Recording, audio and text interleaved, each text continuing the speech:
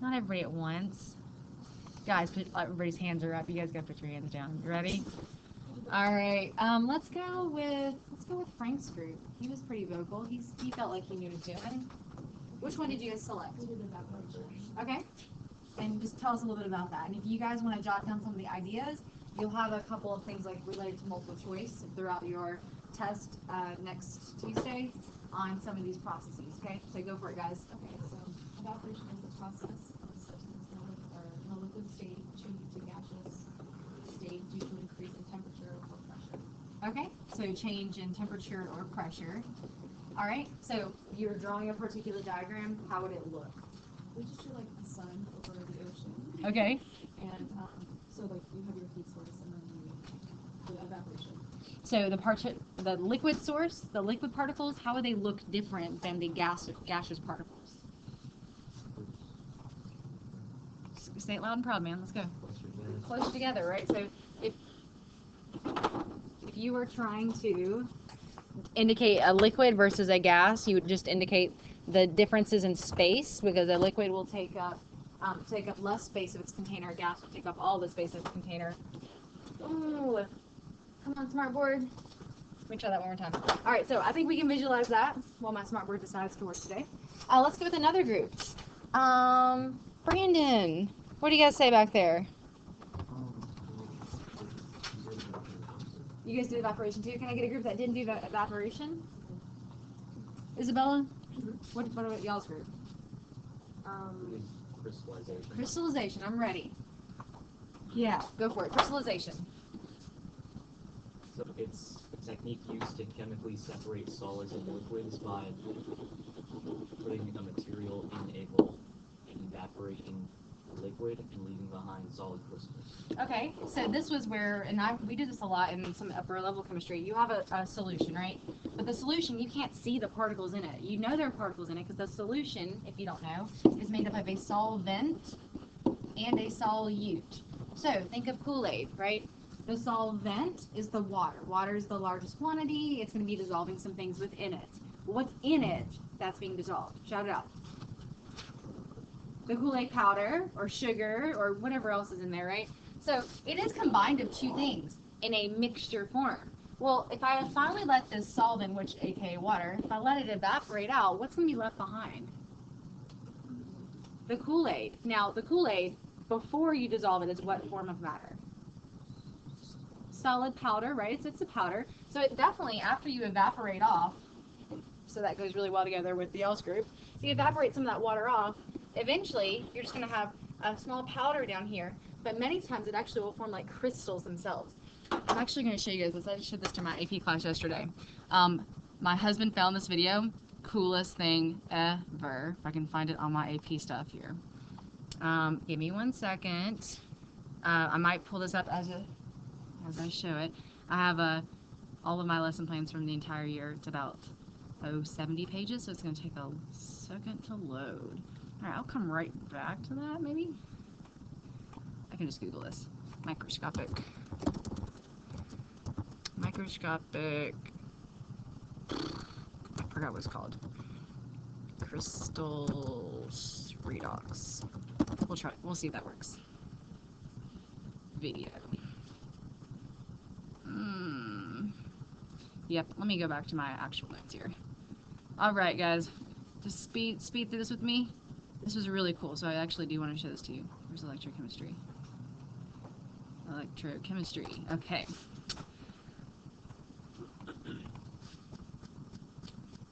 Alright, look at this baby.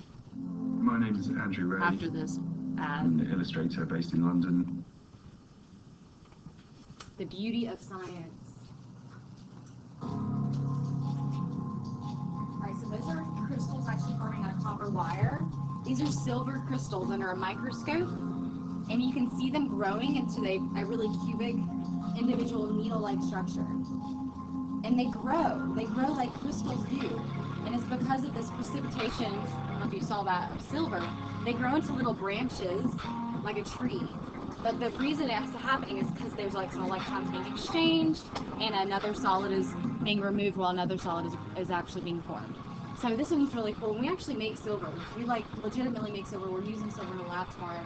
So I have to do this today in the lab to create it for our lab in AP Chem tomorrow.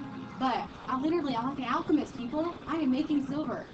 Now, making gold's a different story. I have to get somebody to donate some computer chips for that. We have to make like a weird solvent to get the gold out of the computer chip. It's a little bit harder. But this one, that was pretty cool. And then there's another one that's going to use lead. And it's going to precipitate lead out and form this crystal. And look how different it looks. It's got like more flat surfaces. And I like this music with it because it sounds dramatic. Chemistry. So, but that's crystallization happening over the course of it's a time lapse, right? But it's going to keep happening. So we can see the lead, Pb, is forming as zinc is removed from the metal source. So guys, I'm glad you chose crystallization. I'm really happy to show you this video. Does anyone else think this is cool, or is it just me? Is it just me? Okay, thank you. Just appease me. Just make me happy. That's all I want from you. Okay. All right, back. Oops, that's electrochemistry. All right, back here. Let's get another group to give me. I think that visual was really nice to see how that would look. Another group. Let's maybe get one or two more. Let's go. Ansley's group. Beta crystallization. Darn it, Omar's group. Creative evaporation. You guys all are just so unique. Will. Filtration. Thank you. Let's get that up here. Filtration. I'm ready. Any definition or explanation?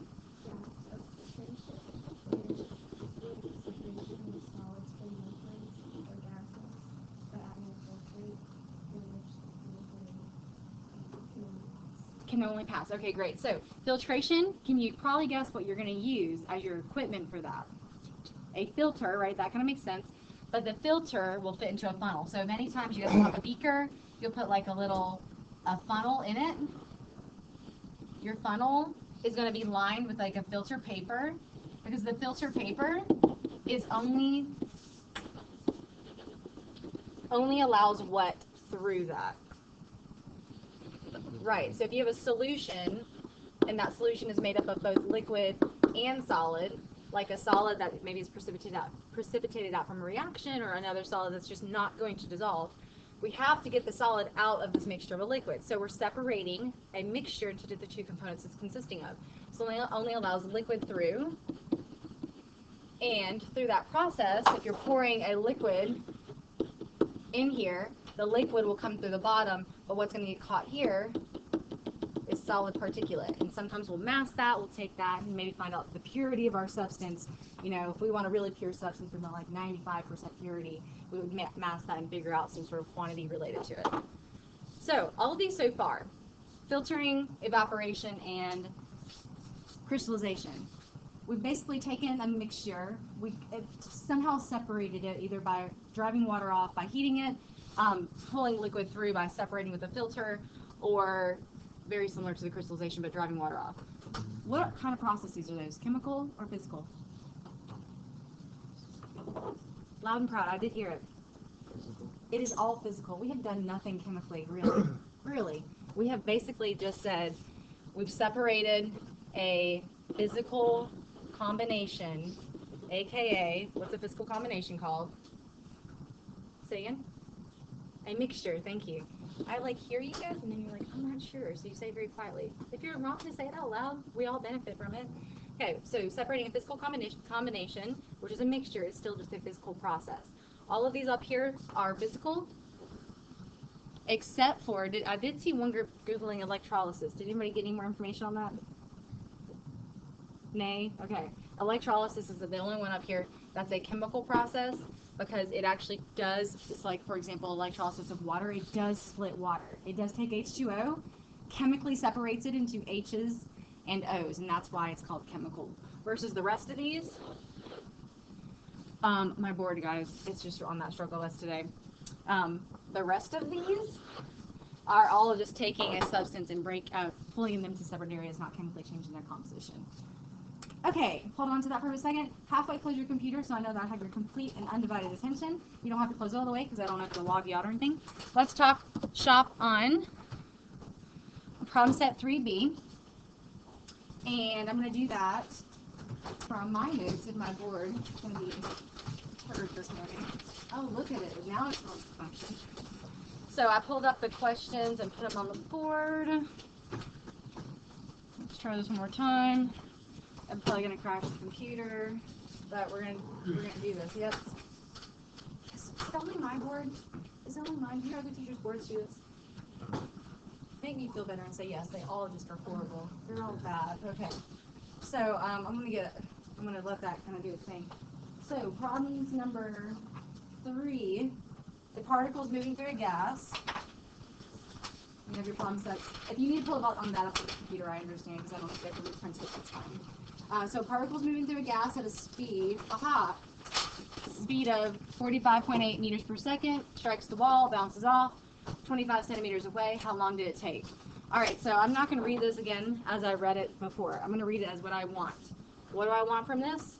What's this first thing telling me? The conversion. The conversion factor. Blah, blah, blah, blah, blah.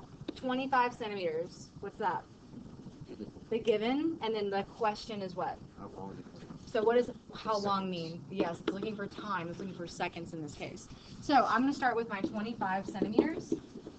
Multiply. But I can't immediately use meters per second, right? Because their meters and the centimeters are not in the same unit. What did you guys who felt good about this go ahead and do first? Anybody? I can call if you guys want. Yeah, Syrian? Well, like mine, I did the conversion from meters and centimeters. Perfect. What is that relationship? It's for every 1 meter, there's I put 10 squared. So 10 squared or 100. How would you write that though? What goes on top? meters on top and centimeters on top. Beautiful. Okay, so centimeters and centimeters, because those units have to be opposite of one another to cancel. And then now I've got meter. I'm like, yeah, all right, I'm looking pretty here. Got my meters per second that I can use next. Do I write this as 45.8 meters per second or seconds on top, meters on bottom? Seconds on top. Right, and why? Because you want seconds in the end. Right, you want seconds at the end, so you have to put seconds on top. And I'm putting this as a 1 because I do have to plug a number in there. It's just a placeholder. And that's 45.8 meters. So as you're going through this process, you're saying centimeters cancel, yes. Meters cancel, yes. Seconds remain, good, because that's what I wanted in order for my answer to be true. So what's 1 for, what's 1 over 175? Anybody? What's this final answer? It's a little number. I got a different answer that was on like the sheet. So. Yeah, that's what I was. Oh, unless I got off. Remember, I saw, when I was looking at the one that I posted online, I only had 9 answers on there, so I probably could look back and see if I actually typed up all the answers. Sometimes typing the answers is a little bit of a burden, but I feel like it's concept creating. It's so, my bad if it mixed up you on your process. I got 0.00546. Yeah. Oh, is that There's not like a different number on the sheet on. I am so sorry, guys. I had typed that up ages ago, and I probably haven't gone back to double check. That's probably why there's 9 answers versus 10 on there. Because there's actually 10 questions on some of those other sections. All right, we're doing good then. You guys got me? Let's go ahead and scooch to number 12 and 13. I'm probably going to only hit one of these right now because it did require a similar process. So this required you to use that big table where the densities and so forth were listed. So if I'm asking for volume, so I'm going to do 13. The volume, I'm asking for either that in milliliters or centimeters cubed. Those are our 2 versions of volume that are appropriate. Of 7.62 grams of ammonium magnesium chromate. So did you guys can pull it up. My computer's going to be funky. What was the conversion? What was the density given in that chart for that one? 1 over. 1 what? 1.84 grams per centimeter squared. Thank you. So the density was 1.84. I have it right in front of me. I didn't think to look. Centimeters cubed. So if I have this as a conversion factor, I have this as a given, how do I take this? Do I take it and write it as is? Or you have to flip it because grams are on top currently and grams are on top. That's going to be grams squared. Nobody asked for grams squared. We need to flip that so the grams end up canceling. So with the number, with the unit comes that number, 1.84 grams, 1 centimeter cubed or milliliter. If you chose to switch to milliliters, but that's appropriate, either way will work. will give you your final answer of 4.14. And since grams cancels, what's the unit? Centimeters cubed. Okay, that's a single step conversion where you're using that big chart ahead. Scooching down, I heard 15, but let me scooch down to the harder ones that I think was 16. We asked about 16 or 17. Yeah, 17. Here it is. Okay. So let's hit 17 first. And so this is one that gives you embedded information, numerous conversion factors, but still only one true question and one true given. Now, occasionally I'll give you one conversion factor that's actually useless. You don't need it. I'll only give that to you like once or twice just to make sure you're thinking, like, do I actually need all these? So, what is the question? It's the unit we're looking for at the end. Kilojoules. Okay, why are you thinking kilojoules? What's the word that means that? Heat. It says heat, and you guys know that heat is a form of energy, and that's really looking for joules or kilojoules according to how we talked about the SI system a couple days ago. Okay, what's the data point that is I would consider the given? 50 grams of this guy, which is sodium hydroxide. I'm going to go ahead and start with that. And the rest of it is just going to be piecing together a puzzle. So notice you have information given as a conversion factor, 50.6 kilojoules per mole. Then you have 40 grams per mole. I'm starting with grams. Which of those makes sense to use first? Say it again? The 40 one, right? So I have to use the 40.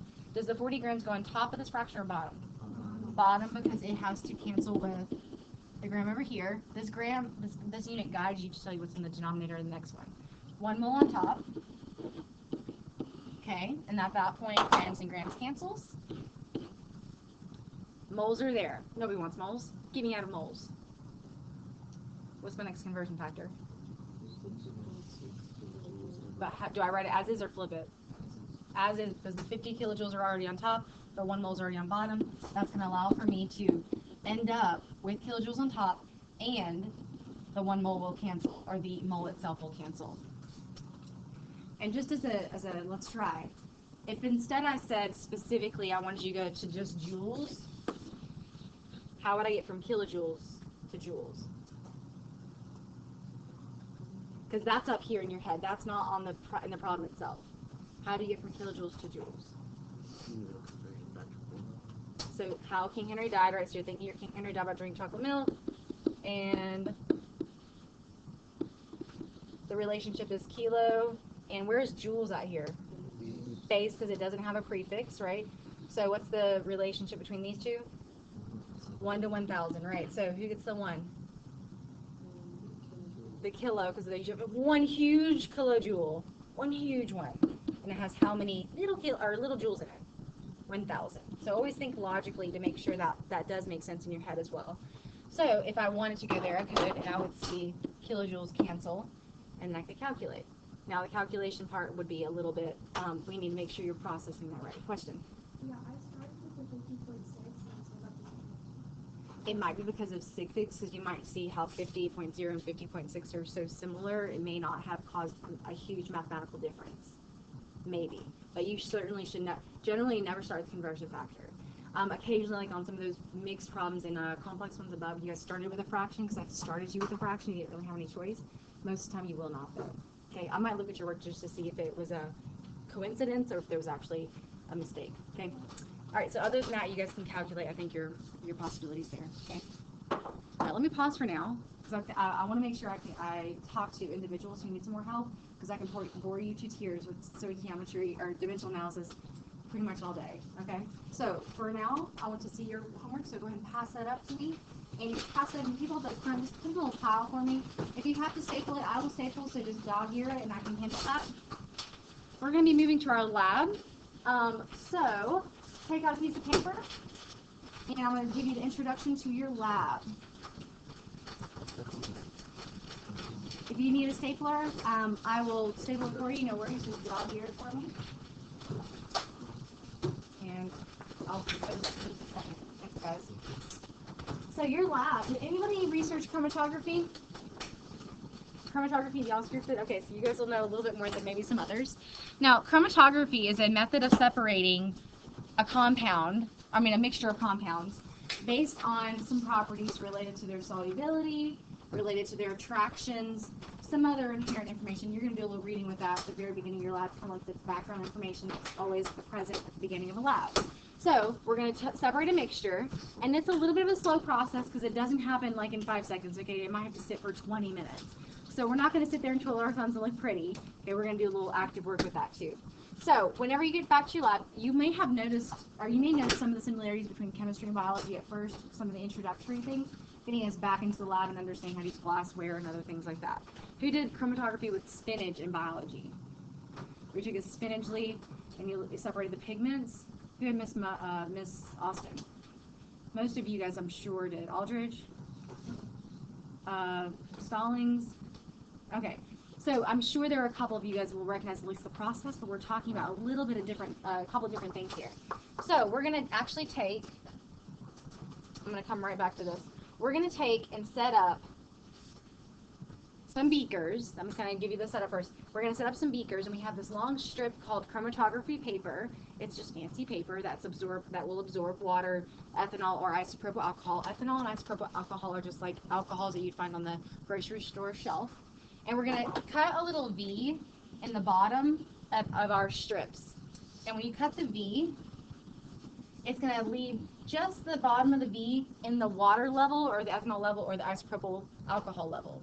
Above that V mark, you're going to have already drawn a dot. And so I put a series of different mixtures in your buckets for you guys today. You've got permanent markers, water-based markers, and like vis-a-vis markers. We're going to try a couple different things, and we're going to see if we can get it to separate. Because what you'll find is that some of them separate really, really well in water. Some of them separate really well in alcohols, and so you're going to kind of experiment with that. Over the course of about 15 or 20 minutes, the separation will occur, but the way you see it is you'll see like dots coming up here, or it might even be like a streak. So that's what we're looking for and observing after the fact. I have one example I'll show you in the back. These little guys right here are not lids. That's like a popsicle stick. You're going to use to fix the chromatography paper to it so that it's dangling in the water, not just laying down in the water. Because then it's all going to go into the water, and then we're going to have to start over. Okay? So that's kind of the general setup. So what are we doing? I have already have the long strips for you, so the very first thing you don't want to do is, according to the directions, it says cut a V. I did not already cut the V for you, so don't follow that part. And you're going to draw your dot. So that's the very, very beginning. So in your lab notebooks, you'll see maybe a paragraph or two of reading. Read that first and write down your purpose. Don't forget. So if you're making notes for yourself, write your purpose, little purpose dot, so that you know that you're going to be writing that down. And I have set up so that you guys can do all three. If you only do two, you will do water versus one of the alcohols. The alcohols are either ethyl alcohol or isopropyl alcohol. So if you don't have enough equipment to do all three, at your tables, you guys will be able to compare. So you should be totally fine. At the end, you'll see that you have a data chart on your lab itself. And you will have data for all of them, even if you didn't do all the trials. So, because another corresponding group will be able to give you some data. So, do know you will have 3 there, and so you're going to write down some colors and distances. That gives you a lot of information in the lab. So, what you'll do while you wait, because after you get it set up, it's just a waiting game. I know you guys know a little bit about the periodic table, but I don't think nearly enough. So, I have a couple things we're going to do. We'll do our notes during it, and then we'll come back. So, I have a QR code up here. Who has a QR code reader? Okay, you guys can scan that, take it from your phones, or I can show you. This is on my website, but it gives you just some basic introductions to the periodic table, specifically about how to read the little boxes and like what does each number mean, amongst other things. You'll take those notes kind of while you're waiting, and the desktop computers are good for that because everybody can kind of see that because it's a nice big screen. But you also have your laptops for that just in case. The link for this is on my, the actual document is under Unit 1 Docs. You guys want to pull this up now? It might be helpful. Unit 1 Docs. That way everybody knows what's going on. And we will review this a bit more at the end. So when you get there, it should say Introduction to PTOE. PTOE is Periodic Table of Elements. PTOE. So it says right here, Intro to PTOE notes. You can copy these while you wait for your lab results. Okay, you guys remember your labs from your density lab? Figured maybe one person would have a brain fart. This is you. Oh, this is not Ishmael's class. Hold on. This is second period. And this is you. Ishmael, I'll get you in a group in a second, okay? Alright, so if you want to bring a laptop or 2 laptops, that's fine. You do have your desktops. You should have your goggles on for this lab because it is a chemical lab. Let's roll, folks.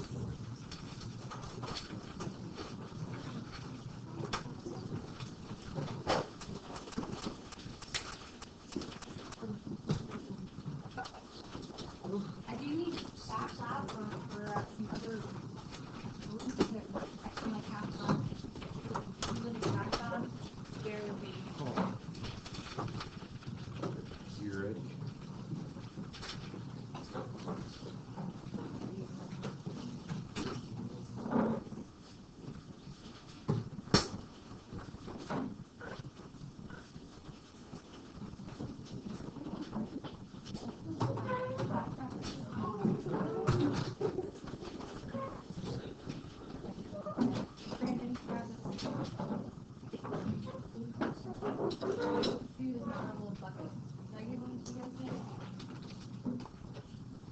Alright, so I want you guys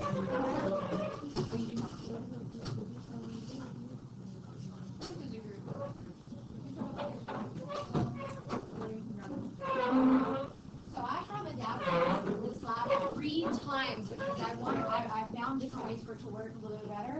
I actually have 3 copies of the lab in front of me. So I'll go ahead and pass this to you. You'll notice the first part I'm going to be reading versus one extra lab notebook. The lab notebook has Uno and goes straight, so I'm like 5 minutes before my lightning about 3 times now. So I've got 20 copies that are coming around. You guys will find beakers underneath your cabinets. I would recommend going ahead and starting the cutting of the strips process. Go.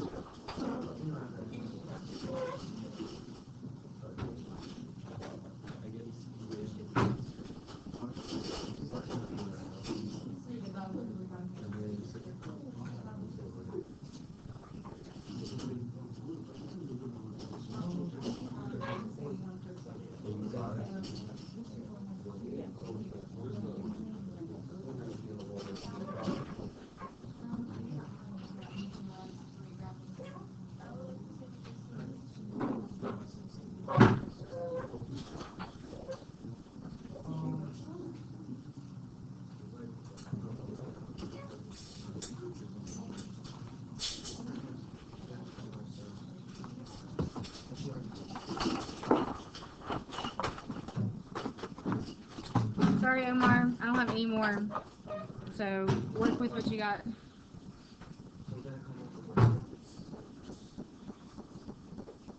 Alright, give me a quick reminder. What kind of order you're doing? First thing you guys are doing what? You're reading and writing purpose. Second, you're cutting the strips. You probably want to find the equipment that you're going to use because you don't want to cut them too short or too long. So I would find beakers under your cabinet or things like that. I have lots and lots of beakers. Okay, I have lots. Back here.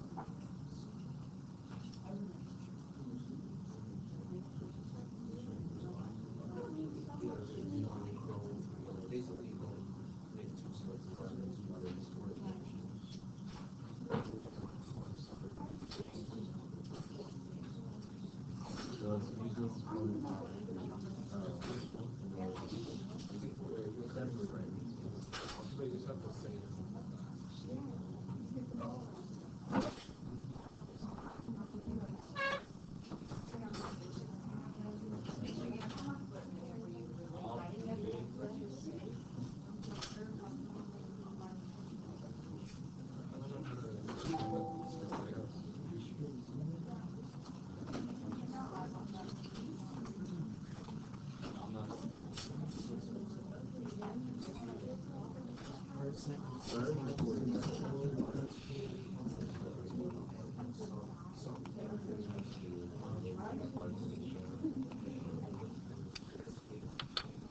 is your general setup on a board again. Expecting you guys are jumping on that soon. I'm going to bring some tape around.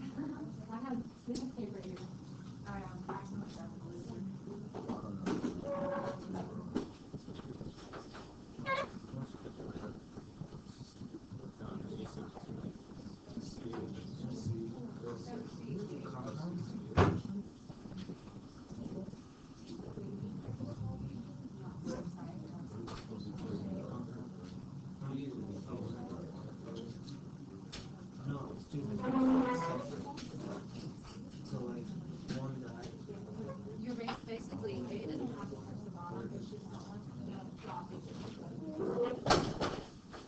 sorry. If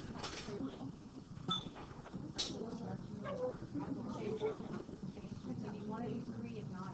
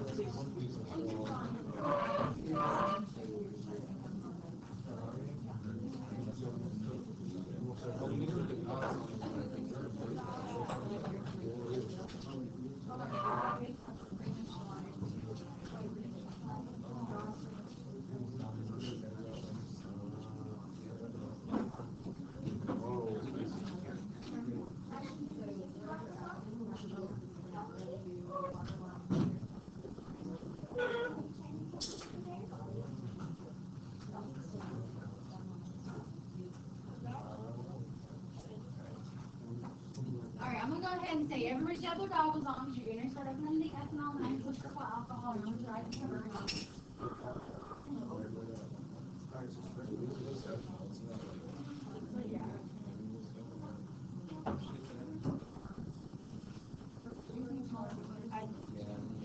You need to think about it.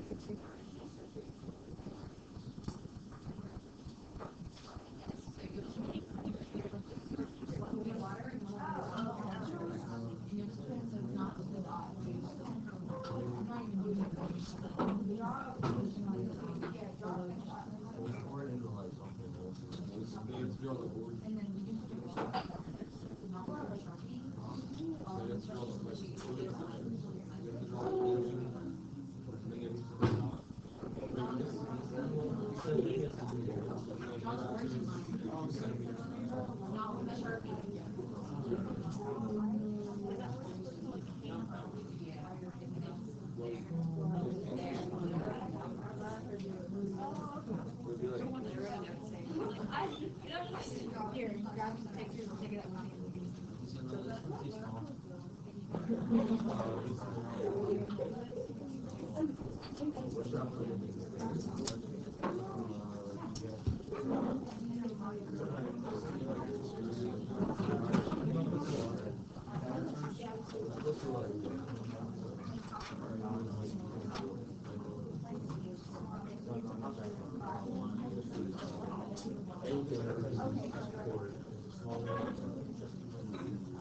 All right, you are reading that last. Because if I don't see origin lines and some other things, that means you're not reading. I'm giving you a great overview, but that's not the only thing you're going to be doing. You got to read people.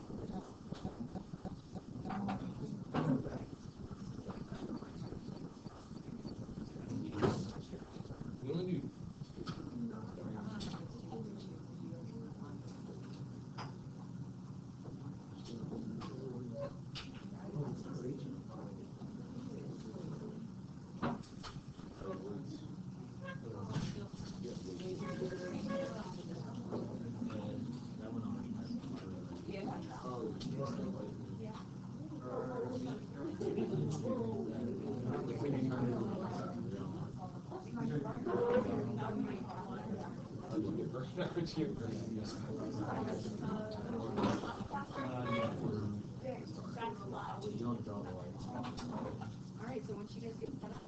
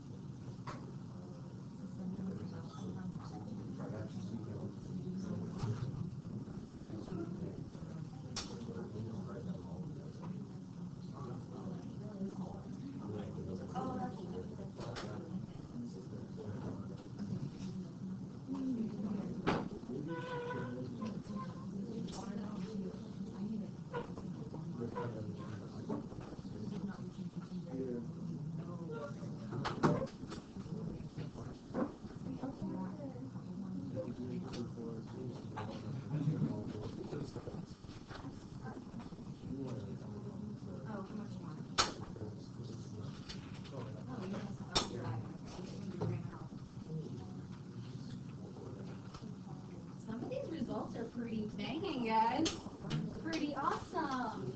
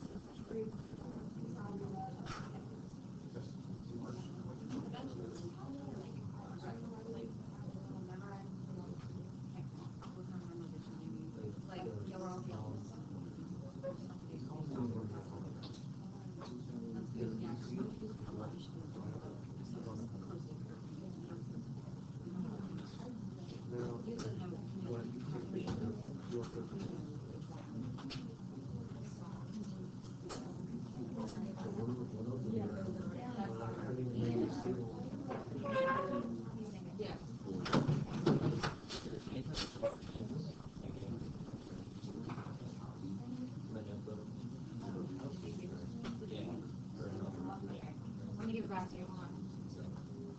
I have it picked up. Right here.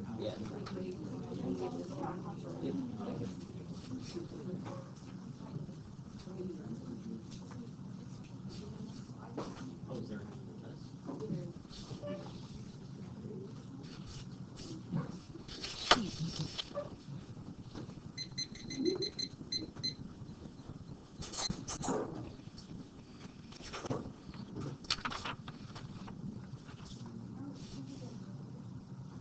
Alright, so I know some of you guys are still getting a couple touches on getting set up, but I think at this point you're probably reading ahead in the lab, maybe setting up a data chart for yourself, and then you're going to take those notes for me. And I have those QR codes if you're going to get QR codes in here.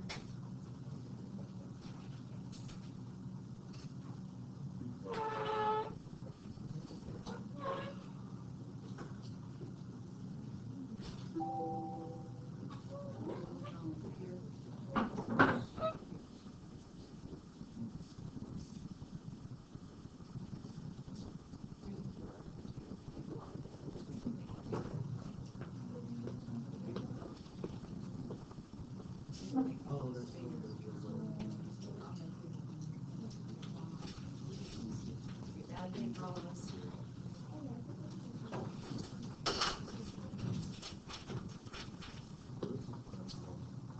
Chromatography.